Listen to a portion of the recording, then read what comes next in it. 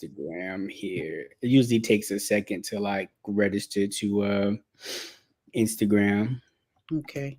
Andre, you got me getting up to date with my tech over here. With my streaming. Cool. Yeah, I was able to go live now, so you should be able to go live. Okay. We already got some people in. What's going on, guys? I hope everybody is well. As you start to come in, please go ahead and chime in the comments. Let us know where you're joining us from.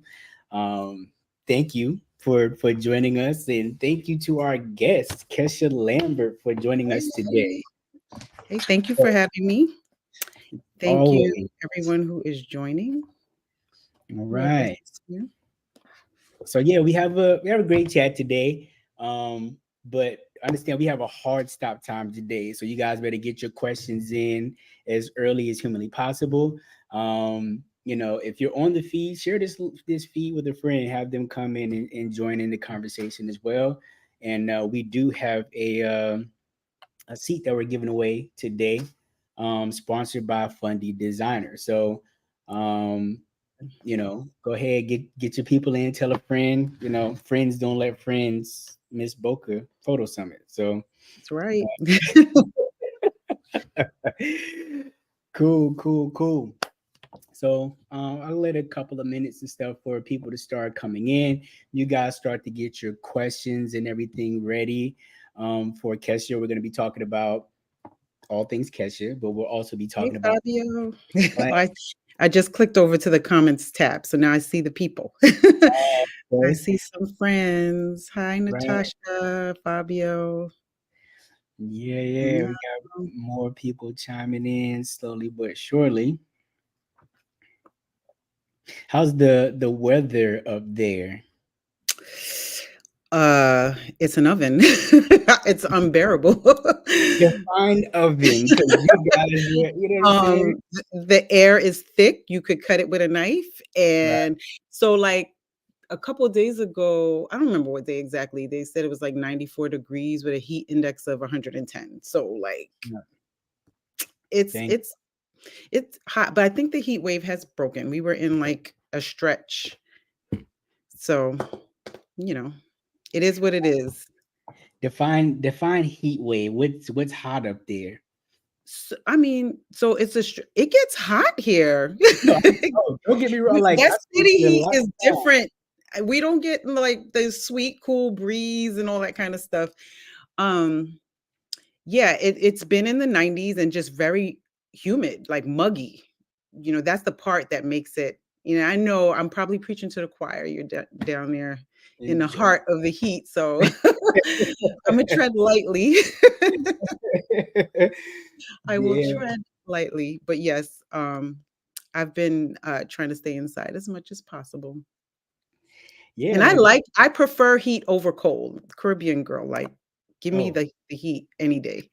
me Me too. Everybody that knows me knows I hate to be cold. Nope. So, don't come with me. Don't come at me with the cold shenanigans. Hold on, making a post. Natasha said Cleveland heat is terrible. I don't think I've experienced Cleveland heat, so we're gonna have to have like a contest and compare. Right. Who got Okay. the Cool. I just shared this again on my Instagram. let's see. So Okay, I cool. think we're live. We are there. All right, We're cool. We've given enough time for people to kind of like chime in. So, we know you have a hard stop today, so I'm not gonna be terribly long winded, right? Some of these conversations we've gotten up to almost 2 hours. I see. I saw. And I'm going to try to be concise and not be long-winded too. I'm inclined to being a chatterbox, a That's what's chatty, up, a chatty introvert. right? So we've known each other for quite a while, but I feel like last year, I feel like we were just everywhere together, even Yes. down to like being in Portugal together. Every time we turn around, I was like, "Oh snap! There goes We're Kesha in the again." same places. Yeah. Right. That's So it's cool. I always mean, I'm happy that we've gotten to bond a little bit. right, right. In foreign countries and all. So Yeah. that's been kind of cool, especially with like knowing you like in the industry, but never getting a chance to really like like you said, bond. Mhm. So that's been really cool. But you know, what I don't know is I don't know your photography journey. Like, I don't know how long you've been shooting. I know you shoot weddings. I know Oh. you shoot portraits, stuff like that. So, like, tell us a little bit about you and like how you started on your photography journey. Sure. And I've told this story a bazillion times, so and I enjoy telling it. It is pretty cliche. It was a hobby that evolved into more, and I never anticipated that this would become my career. I had like a strict Caribbean upbringing, so I had to have a profession. And I'm a lawyer by profession, so that's what I went to college and law school for. Admitted to practice in New York, still keep my license active. But yeah, it was a hobby. It was a side hustle. My friends can testify that it started out with me just picking up my point and shoot camera and taking pictures of people. Nice. Um, and then, I it evolved into me doing gig work, like taking gigs here and there. I had a portrait company very early on, like a portrait studio. Nice. And so that's kind of how it started, with like being like the side thing. And then, my career in the legal field started to grow and evolve, it kind of got pushed to the side. But had I got downsized out of what I thought was a very secure and cushy job, and it kind of made me reevaluate what I wanted to do. And simultaneously with being downsized out of this job, opportunities started to open up for me in photography. I was expecting twins at the time. So all of those things kind of layered together made me reconsider what job security looked like. Right. You have one life to live. And I think it's never too late to, not that I was still very young when all of this was happening, but it's never too late to change careers, to pivot, as they say. And that's kind of what landed me here. There was no like formal business plan, no structure, but I do feel like my law background served me well. Right. Um, it was definitely a jump and build a plane on the way down kind of situation with growing a business. So did you immediately start? I know you said you had the portrait stuff, in the beginning. I feel like we all start there, right? Because jumping Yeah. directly into weddings is Oh, yeah. like, you never really know. So the first thing you do is you shoot some portraits and stuff like that. But like, what in the beginning was the target to do weddings, or you just like, I'm gonna just start doing this thing and then see where it goes, and then you landed on weddings. So the target was never weddings. It's not like when I like photographing people. I It's a method of expression. It's a method of as being an extreme introvert, it allowed me to be a part of things without having to be a part of things. I would bring my camera everywhere. So I didn't have I think when I started out, I dabbled in a little of everything, and portraits was kind of like the easiest segue into photography. Weddings happened for me because I assisted some people on weddings, and it gave me that light bulb moment. Oh, this is what I want to do. And I think when you dabble in different things, you discover the thing you want to do. It took me a long time to call myself a wedding photographer. I photographed my first wedding solo in 2011. Um, and I had helped people on weddings before that. I still wasn't calling myself a wedding photographer until I marked the start of my journey as a wedding photographer somewhere around 2014, 2013. Got it. Because that's when I started really confidently taking on my own weddings. Um, I had some before that, but that's when I kind of decided this is what I'm going to do. And I really focused down on growing a wedding photography business. That's what's up. So, like, when did you officially start as a When did I, photographer? as a photographer, that's a interesting question. So I've been taking pictures for as long as I can remember. I got my first camera as a kid, Got it. and I don't know. I just don't consider it's funny. I really have so much respect for this art, and um what it takes to be a really good photographer, never mind a great one. And so it took me a long time to really feel like I'm a photographer. I would say my journey, my official journey started around 2010. Like that's when I got downsized out of my job. That's when I started to like do more work, you know, get more photography opportunities. That as shortly after that, I had a studio and a business partner, and we opened a studio in New Rochelle. So I started somewhere around 2010, 2011 Mhm. in portraits. Um, and again, I say I became a photographer. I started calling myself a photographer somewhere around 2013, 2012, in that neighborhood, a wedding photographer, that is. Wow, that's dope. So in that in the journey, because there's a lot of us in the wedding space, or at least started in the wedding space and then pivoted, right? Like, Yes. are you like, I'm kind of burnt out on weddings and I want to do like only portraits? Like, where are you in terms of how you feel about it all? So I'm not burnt out on weddings yet, but I do believe that this field has this particular focus in weddings. It has a time limit. I think because of, especially if you, well, let me backtrack. Especially if you are like a busy, bustling wedding photographer, that means you're sacrificing a lot of weekends. Um, that means you're missing a lot of family functions. And yes, as a entrepreneur, you have a certain degree of control over what you do and don't take on. But I think that component of the fact that weddings overlap your personal life events, there's going to be a limit to where you're going to get to a point where you're either going to you may not quit them altogether, but you're going to reduce the amount of weddings you take. Right. Um, I or at least personally that you take.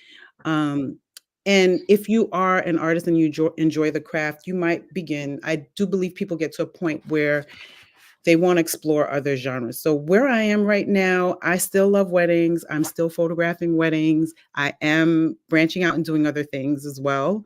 Um, but I would say the bulk of my focus is still weddings. Got it. That's what's up. So just as a reminder to you guys, we are doing the giveaway sponsored by Fundy. And Andrew told me to tell you hi, by the way, before I was talking to him prior to the Oh, chat. Fundy. Yeah. Hey, But Fundy.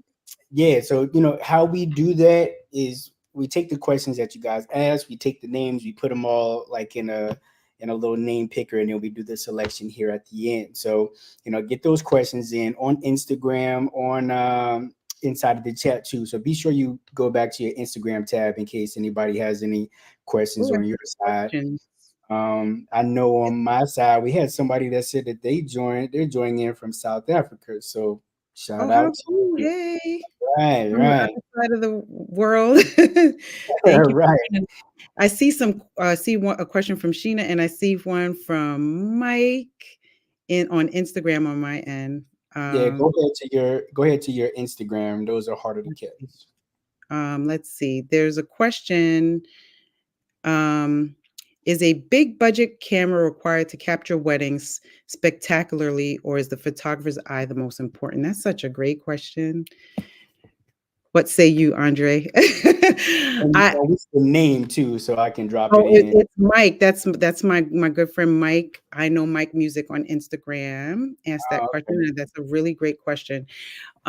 So my thoughts on I like to use analogies, and I hope this is a good one. But when it comes to photography, let's use the analogy of cooking. Do you need top of the line pots and pans and all the tools that you use to cook in order to be an excellent chef? No, an excellent chef is an excellent chef. They're an artist. They have vision. They can pull all the ingredients together and make amazing dishes. So no, if you have the talent and the art and the know-how and the skill, then you can create with anything. Right. Now, where the gear comes in, where it becomes critical, I think, is when want to open up, when you want to make creating your art easier, when you want to open up more options and avenues for creating your art. And when you start to offer your art as a professional service. So this is where gear starts to matter more. So I do believe when it comes to big budget weddings, you want to make sure that you have gear that you can rely on, gear that won't fail you because it's a long day, and we really hammer our gear. When you talk about bringing your camera, for example, closer to its shutter depth, when if you a wedding photographer can bring a camera to its shutter depth in zero to, like we really put our gear to work. So that's where it starts to matter. So need versus want is a very nuanced question, but I do know that the gear starts to matter when it comes to reliability, when it comes to performance. Weddings in particular, we are thrown all kinds of curveballs. We are faced with every kind of lighting condition imaginable, every kind of environment imaginable. There are all kinds of like variables that you cannot always anticipate. And so that's where gear starts to matter. And then on the creative side, it just really, when you think about the intelligence and performance and advancements in the gear that we're using today, lenses and the mirrorless cameras and things like that, it really opens up a world of possibilities for you when you have gear that can freeze time in ways that maybe some of its predecessors can't. And Right. so that's where it starts to matter. So it's a nuanced question. Need you I do think that you need reliable gear, and that's a broad range of options that you can look to when it comes to what that means. Doesn't Right. necessarily mean the most expensive thing, but it does mean that you want to invest in gear that can keep up with the pace of a big budget wedding. That was a great question. What do you think, Andre? So, gear, it is like you said, like a chef can do what a chef can do, right? I remember going out to New York and actually shooting a wedding with a photographer friend who I've always been a huge fan of his work, right? And at the Mhm, time, I think I was shooting with like the 1DX2 or whatever, right? Because I just mhm, love the dynamic range I got out of the camera. Like everything just looked like painterly right out of the camera, right? And mhm, he was shooting with the 5D Mark II. mhm, 5D Mark II, like crushing it. When the 5D Mark II was out, I wasn't even a photographer yet. You mhm, know what I'm saying? Like I mhm. didn't become a photographer until after the Mark III was out. So I didn't start until 2015. And he was still crushing it with what at the time was not the greatest camera compared to everything else that's on the market. But if you know light and you have the tools of the trade, you can make anything happen for sure. Yes, absolutely. So that touches on an important point about being a photographer, is that it's very important to focus to prioritize when it comes to your art, to prioritize becoming a better artist, like understanding light and understanding that execution component. Right. And it's great to do it with minimal. I'm a gear minimalist for the point of, we have long days and we're walking around with tons of things. I want to be as minimal as possible with what I have on my body. But when you can learn to do more with less, that sharpens your skill and your eye as an artist. And then when you have more, watch out. Even better. um, Right. I see a bunch of really great questions coming in. Before we hit that, let's get the one out of the way. I mean, I'm sure most people know already, but for those who don't, like, she's a Sony shooter, guys. I know most of us are Team Canon here, but she's a Sony shooter and a So Sony artisan, yes, by I the way, am. right? So yeah, congratulations on that. Thank you. Where's the other Sony people? Chime Are in my the chat. Sony people here, please? They- They're always here, and we're always Team giving them Sony. I see some Sony people chiming in. a J- I J- saw one. Where y'all yeah, at? right, Yes, right. I'm Team Sony. So just in case y'all were wondering, yes, she is a Sony shooter, but most importantly, a Sony artisan. So let's go ahead up to Sheena's question. You see the starred questions on the right hand side? I start them. Oh, nice. That makes it easy. Okay, so Sheena asked, do you use an assistant, second shooter when shooting weddings? Do it by myself is why I'm not a fan of shooting. And absolutely, yes. And I would not be a fan of shooting weddings if I had to do all of them alone. I do even unless it's like an elopement. And even then, I almost always at minimum have an assistant with me. That's primarily because I want to be able to be functioning without having to stop to kind of do the tedious things that someone else can help me to kind of be efficient as a photographer. So I do a lot of off-camera lighting when I'm working on location, and just having someone to keep batteries fresh, no to have, to hold my light and have it where it needs to be. But they help with all kinds of random things. The weddings in particular, especially if you're doing anything from a traditional size to large wedding, you need to have another person. Second photographer, yes, like that's mandatory for certain size weddings. Um, and it's almost always a three-person team. So there's a second designated second photographer and then a non-shooting assistant. And they are like the lighting assistant slash runner slash all the things that we need to be done. Right. Yeah. Right. Most definitely, MacGyver at that point. Yes, yes, yes. I'm sure we both have stories for days about the random things. It's like, what does your assistant do? I couldn't, the list is long. Right. um, list is Whatever I long, forget to do in that moment. right? Whatever is needed. And it's funny. It's like, it's such an important role. So many of the incredible shots you see, or like it's a when they say team effort, truly is like some things would not be possible but for the presence of an assistant. And Yes, so right. Most crucial, definitely. major key. Cool. uh, Let's move on. So we got Tanya. do you feel that you've always been creative, or was that something you developed over years? So I think I was creative over being a great technical photographer. The execution, the understanding of lighting, the understanding of the gear came after my creativity. I have a vivid, wild imagination. I've had people joke about, "Hey, your brain should be in the Smithsonian," because, um, and it's because I have a very I've always been the person that I have vivid dreams. I'm a vivid dreamer.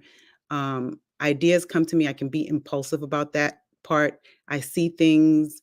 I'm inspired by things, and then I act on it. So that has always been kind of a part of my personality. And I needed the execution and the technical understanding to catch up with the creativity. And so that's what brought me here. I know some photographers become who they are in the opposite way. Like they pick up a camera and they're really into um, the science and the math of it all. That was not me. Yeah. Mm. Let's see. Where are we? Oh, back to the start. Melvina says, when did you know you were ready to start shooting weddings or your own? Um, I had played supportive roles for a few weddings before I started taking weddings on my own, and I baby stepped my way in. So, I say 2011. I had done some smaller weddings before then, um, for people who I knew, with all the disclaimers in the world about what they were signing up for. So I baby stepped my ways into weddings. I baby stepped my ways in a number, by disclosing where I was with experience to the person who was considering me, um, taking on smaller weddings and then evolving into bigger ones, making sure, like choosing my second photographer wisely. So choosing someone that was at a skill level or experience level slightly above me, who was willing to second shoot with me.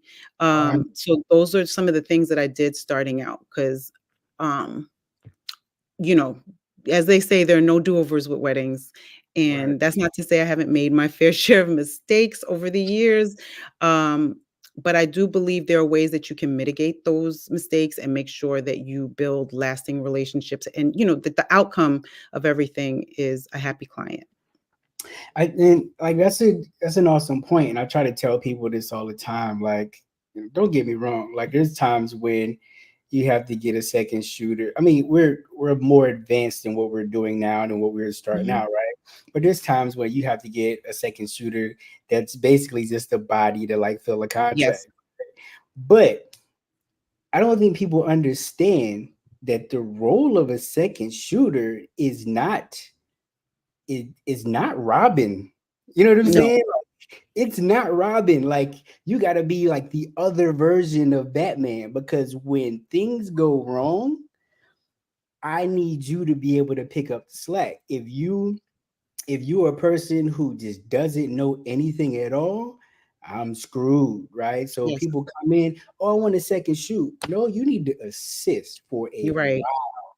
And that's one thing that I wish I had been able to do early on, was like assist and not third shoot, assist. Let me just Mm. observe, right? Let Uh, me help. Let me be the helper. Yeah. right. So I can figure out many of the obstacles that I'm going to run into on my own, and Hmm. then, be able to successfully handle those situations from there, because now I've seen how somebody else has handled them. Right. Even when I was doing 30 plus weddings a year myself, I was still second shooting for friends as much as possible. Like, I still would today. I wish people would ask me to. I love to second shoot. fun, I right? had You got yeah. no responsibility. You not the pressure is off. You get to be a photographer, not Right. all the other.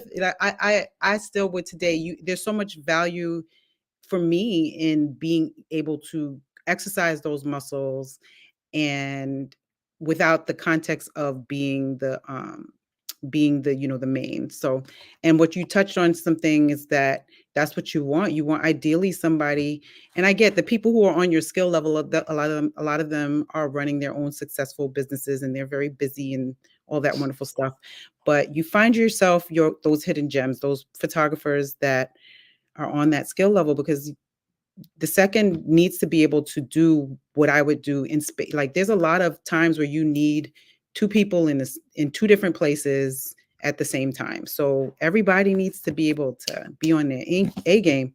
Right. And not call Mhm. you for a little thing. I don't know what to Right. do in this situation. Like, I need you to figure it out. And It's yes. this bridal suite right now. I need you to figure it out. You know what I'm saying? Yes.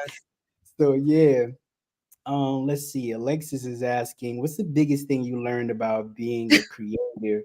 Are there any skills or resources from law school and being a lawyer that is translated into your photography business? Oh, absolutely. So it's the biggest thing you've learned about being a creative. Those are two questions. I love these questions. Biggest thing I've learned about being a creative is as when it comes to being a creative, specifically that it's as important to carve out your own voice and your own lane. Now, you can be a successful business person taking a copy and paste approach, meaning you can emulate the work of someone's work that is popular and in demand. Um, or you can find a system that works and copy and paste that to your other weddings. And you can find some success in doing that, right? But the thing that it will kind of carve out your demand, or kind of carve out longevity, I believe, is honestly coming up with your own signature, right? Because when you have something that no one else can offer, right? We're all offering the same thing, but when you carve out that thing that they have to come to you specifically for, you are creating a lane for yourself that no one else can fill. And that will lead you to build your community, your audience, your referral network, all that wonderful stuff. Building that carving out that lane and that signature and that niche for yourself is so important on the creativity side. And then to answer your other question about being a lawyer, being an attorney has absolutely served me well in business. Um, And surprising, it's I'm not even talking about things like my contracts and letters. I think we can all consult and retain professionals to help us with that, with these things. The biggest area that being an attorney has helped me with business is relationship management. Knowing how to navigate challenging situations when it comes to people. Those lawyerly skills serve me so well when it comes to client, liaising with clients, managing client expectations, uh, navigating, the curveballs that get thrown at you that could spiral out of control. But those soft skills kind of help me to manage it in ways that I might not have otherwise understood. There's a power in knowing how to negotiate and knowing how to um, just kind of how to understand people and have a meeting of the mind. So those skills kind of translate into being running the wedding business. So one thing I kind of want to like slightly pivot over to, so you were talking about having your own style that people have to come to you for. Who's done that in a fabulous way is Creative Soul. Like they Hmm. have a style and a niche that I get people that message me all the time, like, "Oh, can you do this for me?" They're booked up, or whatever the case may be, and I'm like, "No, Ah. I'll never. I'm not gonna do that." Yeah, I mean, you. I know people that are doing also something similar, and they can have their own twist on it or whatever. But to Hmm. me, like that is their lane, and I'm I'm not going there, bro. Like wait in line like everybody else in order to be able to get there and get that experience. And then Hmm. the other thing over the last couple of years, for you has been like the portraits in motion, which is what your talk is about Hmm. at the Bokeh Summit, right? So I've definitely seen that path of you taking that and turning it into your own thing versus I'm not gonna say I don't really see a lot of other people doing it, right? But there's not an abundance of other Hmm. people like making that like a signature thing, if that makes sense. Hmm. And I think finding a signature, I don't think there's any such thing as it hasn't been done before. So I Right. should preface it by saying that it's like, or variations of the thing hasn't been done before. I think where it comes in is that, we are each we're our individual collective of experiences, and the way our perception, the way we experience the world, the way we see the world is that's the that's the ingredients that you want to bring into your work, right? Mhm. And in carving out your style, my first, and I say this, I've said this with people that I've mentored, the at the root of it, what makes your heart sing? Kind of tapping into what excites you, what captivates you when you create a work, create something, or when you see something, what captivates you, what stops you in your track. And for me, um, for both practical reasons and creative reasons, I've always loved to infuse movement in my work. And it's in the DNA of even my still work, like the ones that are more posed. Um, and so I use movement for practical reasons like icebreakers and creating natural body language, but I also use it to create work that will hopefully make people want to stop and look No. at a minimum. And so I found that, and it just it makes it's the thing that spoke to me. And so I think whenever you are yourself passionate about something, you'll find success in the thing. And that's kind of been my journey with infusing motion and movement to my work. And I think carving out your signature is an evolution. It's something that is ongoing, right? I have found that needle, that goalpost can move. Like you can feel inspired by something today, and it's wrapped into your work. I've gone through my phases where I was obsessed with different things, and that evolution component is so important. You don't want to be bored with where you are. You don't want to stagnate, and so you should be seeking that inspiration and seeking that growth in all things and defining your style, but redefining it as you evolve as a human being and as an artist. Right. So I that's actually a good segue. I'm gonna jump ahead a couple questions. Uh, Sure. Fabio is asking, who are some photographers that give you inspiration? Who are some photographers that Oh, there's so many that I admire, but I have to go and I'm going to name one because there are many. But Audrey Woolard is a dear friend of mine, and she inspires me as an artist and as a businesswoman. She's been such a blessing in my life and on my journey. But what I admire most about Audrey is the fact that she has carved out a signature for herself. She has a definitive, recognizable style, and stays true. She stays true to that. And you've seen shifts in that style. It has evolved from when I first came to learn about Audrey until now. And just watching her path and her journey, she's seen so much success. She's respected in the industry, but she as a human being, she's just a good person on top of it all. She supports women, she supports Black women, and she is just an amazing artist and human being. So that's who I have to go with. And there are many others, but I'm going to keep it to one because I could be long-winded. I'm going to sing. I'll be singing love songs about all the people who I admire. So Jay Banks is asking, have you ever had an unhappy wedding client who didn't like the photos that you provided, and if so, how did you handle it? Yes, I've experienced that. And I'm gonna this this has happened. I've had an influx of this happen. I experienced that not with weddings. I started experiencing it with weddings when I launched my associate program. Mm, Um, and that's where the background has served me well. And I'm not talking about like, this is what our contract says, none of that, but just being able to navigate um, these situations of client unhappiness. And I have been able to successfully turn around a lot of those situations because at the root of a client unhappiness is a disconnect between what they expected and what they received.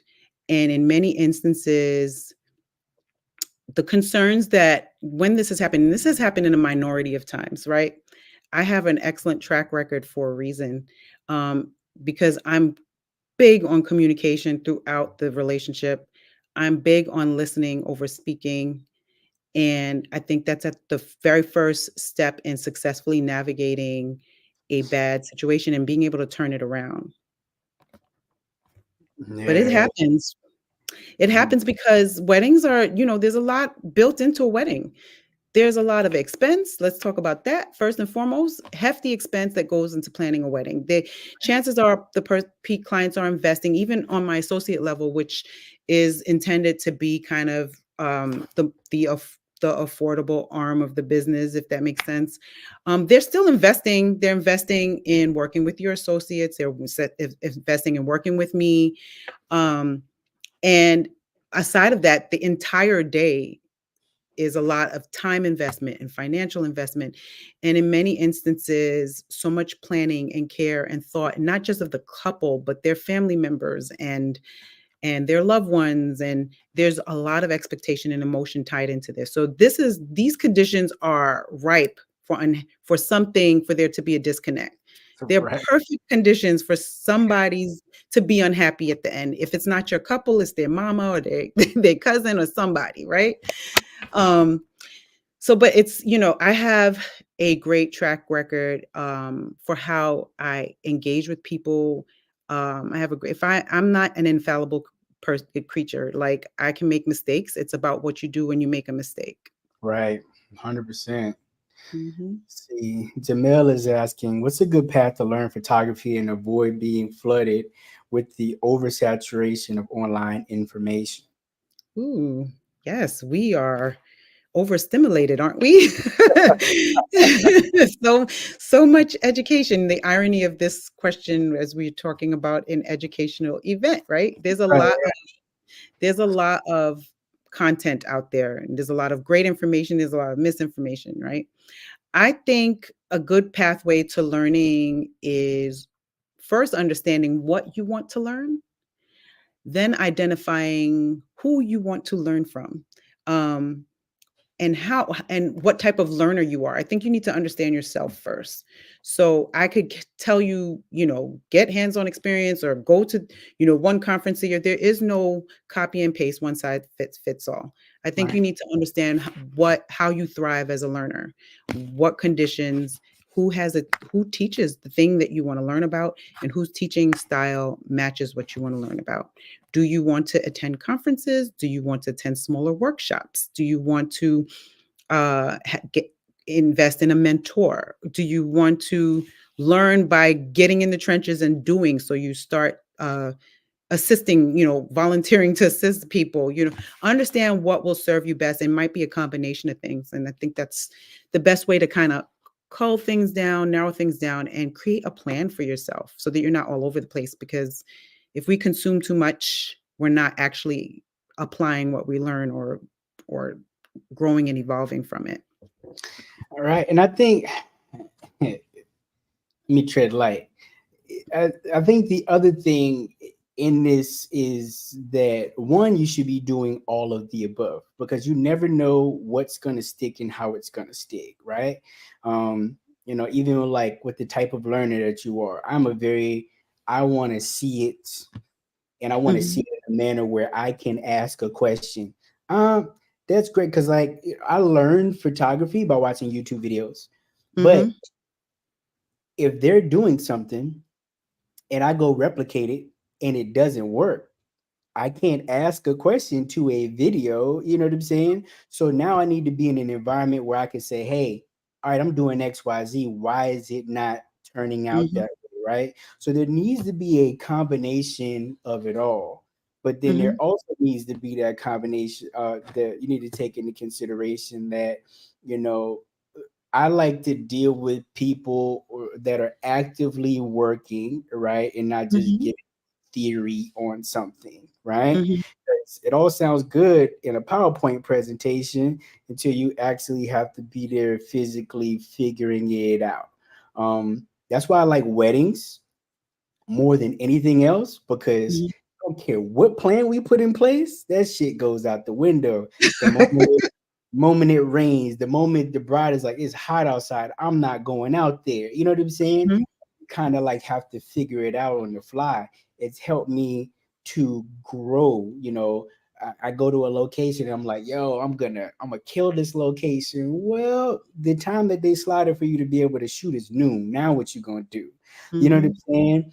And Oh being yeah. in those learning environments where I had been around people who, like you said before, photographers who are better than you, or going to workshops and stuff like that by instructors or whatever, I can ask I can ask questions. Hey, I know this is the stuff that you're showing, but what does the rest of it look like? Because we have this perception that we all draw on our own when we see Mhm. people work and how it got there. You assume that, oh, it looked exactly like that right out of camera. No, it fucking didn't. You No. know what I'm saying? But if you don't put yourself in those situations where you can be able to ask questions, I think that you'll end up in analysis paralysis because now you're thinking that something is this way when it's really not, and then now you're crippling yourself. You know what I'm saying? So all of that to say, try them all on for size. Mhm. I Um, agree. Derek says you use the term art quite a few times during this discussion. Do you have any particular piece that you created that you particularly love and are proud of? That's such a hard question. You're asking a question to one of the most indecisive analysis paralysis at having somebody. Like one of the things that I fear most is whenever like we're doing things like this, conferences, or and someone says, "Hey, can you send me 10 photos from your portfolio, or send me 3 photos that you really love?" Um, that shifts and changes. I do have one of the things, the indicators for me is, what am I showing in my portfolio today? That's a reflection of kind of what speaks to me. And then there are some that have been, there's one that's from like very early on, like before I was even calling myself a wedding photographer, that is still on my website. And I still post it every now and again. And so that kind of it, if I had to go by by behavior and take clues from what I'm showing, that photo, it's a photo of a bride and bridesmaids, um, from their with their backs turned to camera, and they've got their arms around each other. I'll probably post it later today. And that and in the so that's what's in the foreground. In the background, it's their cocktail hour. It's a bunch of people kind of mingling and walking around. And I love that photo. It's still being shown in my portfolio. It's probably, I don't know if it's my best work, but it's a photo that I feel has some of the elements that speak to me. So it has the storytelling component, because there are layers of things happening in the background, and it has that component of storytelling and movement, because they the way they are posed and the way I directed their pose. So that photo comes to mind. But I will say, that's certainly what speaks to me, what's my favorite changes. And if you're anything like me, who's super critical of everything that I do, um I could love something today and then say it's trash tomorrow, because I could find a million things that I should have done, wish I would have done, that I could have did better. Right. 100. Hey, tomorrow, 10 minutes from now, Don't look at it too long. 10 minutes from now, I'm like, that's trash, you know? We're gonna skip ahead. Jessica says, since pivoting your hobby to a profession, how do you keep your personal photo taking of family and phone photos carefree and hobby like? It's easy for me. So one of the things I am is very intentional about when I'm going to be present as Kesha, the mom, sister, sister-in-law, friend. And in those times where I'm being intentional about that, I don't have a camera, I don't have a phone in hand. But my default mode is to take lots of pictures. Ask my family, they sick of me. Um, One of the things that it's not hard for me to take photos for personal fun, or documenting my life, documenting the people I love and care about. That part, to keep that light, that's the easiest thing in the world for me. There's no pressure. I have the gear accessible always at my fingertips. So that isn't an issue. One of the things that I need to work on is being more intentional about having myself documented, because let the photos tell it. I don't even know. Am I a part of my family? If my husband shoots too, he's a photographer by force, Right, because we're right, in this business together. And so, but it's not his passion, or it's not a thing that he would do, and like for no reason, like me. So that's one of the things that I need to work on. I love the craft, and I think that's why many of us ended up here, right? We would do it, maybe not on the scale that we would are doing it currently, but we probably would do it, no, if we didn't have to, right? We would be doing it because we're inspired to do it. So right. That's what's up. mm. Mir is asking, how long was it before your business became profitable after pursuing it full time? So I'm gonna say this, and this is where I think my law background also served me. I was profitable year one that I decided to do it full time. Year one that I Even year one of before becoming a wedding photographer, of the running the portrait studio. I As much as the love of the craft is what led me here, my insanely vivid imagination and creativity is what led me to want to be here. at the start, once I said, this is how we're about to earn our living, I prioritize business over being a better artist. I prioritize structuring the business, figuring out how to make money was at the top of my priority list and the top of my focus from very, very early on. Um, so I believe some of that is what served me. So I in fact had, there are ebbs and flows, highs and lows, but I learned how to navigate those highs and lows because I prioritize having a plan in place and things like that. So while I didn't come into the craft in an orderly fashion, my first order of business was to be a business and to get the systems in place to make it easy for people to book, to make it easy for people to to make people to build that demand for the work, to make it profitable. And I got real creative, which is a conversation for another time. But um, you know, lots of racing minds, sleepless nights, but my priorities were very different early on. Um, so yeah, great question, by the way. Yeah, I'm gonna keep it moving because I know we got a hard stop, so we're going to do like a couple more questions. Brian is asking, "What's your go-to style? Something everyone would recognize." Um, I guess your story. recognizable in my work. Mhm. Um, I think that some of the signatures, the recognizable things in my work are the editing style. So lots of bold color, um, deep contrast, light play. I'm not afraid to take chances with the types of light that I use. So I think some of those are the signatures, and movement. So movement. Um, so, and if I would say those are the qualities, that the themes, the resonating themes in my work. I'm always when someone says, I knew that was your shot before I even saw the name, I find that to be one of the highest of compliments, because it means that I'm carving out a style.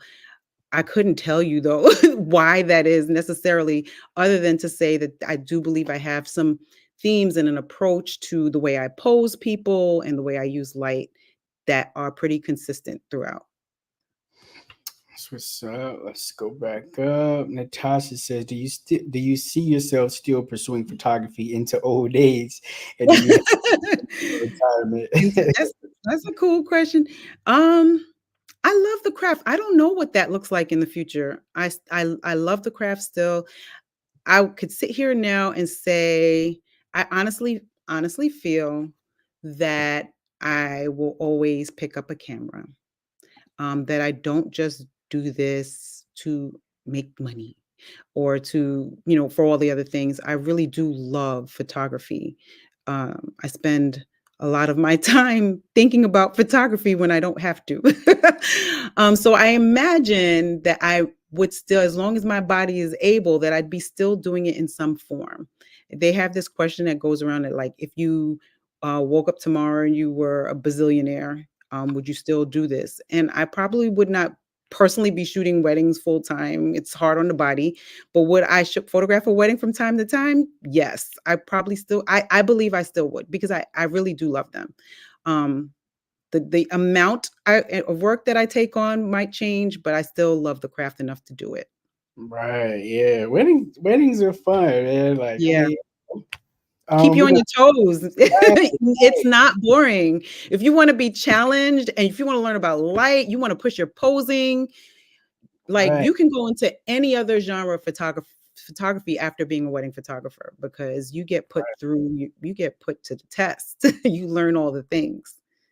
So last question, and then we'll do our giveaway. Jessica is asking, it's film seems to be the trend a bit with weddings/events. How do you handle trends in deciding whether or not to dabble in them or not? Um, I steer clear of trends, unless, so there's the Kesha the artist and Kesha the service provider business person, right? So my clients, this might date me, but I don't know if you remember the when Solange got married and they she did this group pose with you remember. I was gonna Okay. say, yeah, Okay. So Kesha, the artist, would not choose to emulate the Solange pose. Kesha, the business owner and service provider, had clients ask, say, hey, I want to do this pose.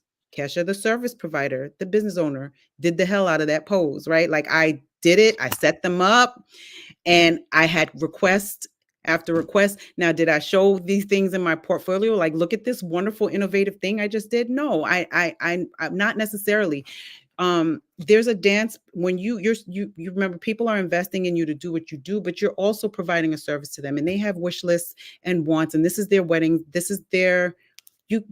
I'm here to do what I do because they have to trust me to do what I do, but I'm also here to provide the things that they want.